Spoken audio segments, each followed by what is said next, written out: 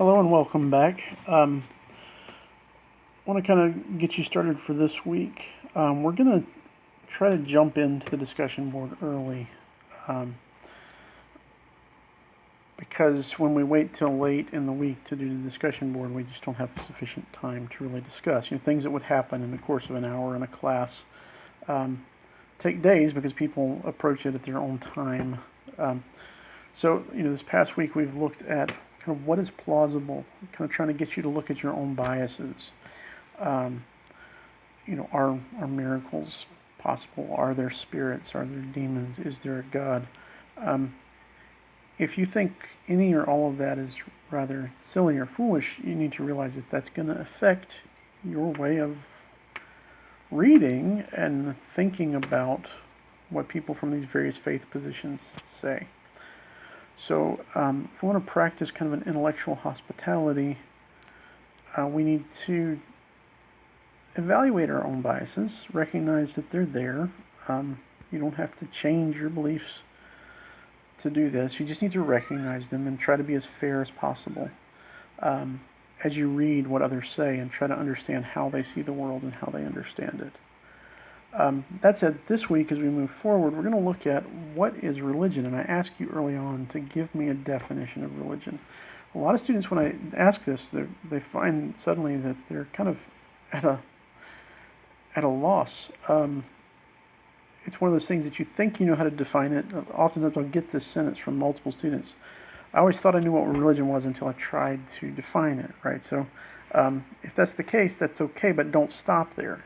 Give it a good effort. Before you read anything, before you watch anything, try, your first part of the discussion board is to try to give your definition of religion. And then as we go through this module this week, there's several videos, lectures to watch from another religion scholar that I thought are quite good. They kind of lay out some basics of religion. What is religion? Why do we study religion? And also some key, very well-known and central theories of religion within the discipline of religious studies in academia. So that's what we're going to be looking at this week. Don't be frightened by the number of lectures. Each of them are, 8 to 10 minutes long, so it doesn't come out to be hours of watching. It's really the equivalent of a couple of lectures. You'll watch those, but at all the time as you're watching, as you're reading, be thinking about, what is religion? What are my initial thoughts on religion? Going beyond, or building on maybe what your biases were, what you think is plausible from last week's discussion. How does that affect the way you think about religion? And then as you learn about these various theories of religion in these lectures, what does that mean? Are any of those meaningful? Do they stick out? Do they kind of resonate with you? Why? Why not? Don't just say, I like this one, it says this. That's not a good answer. So,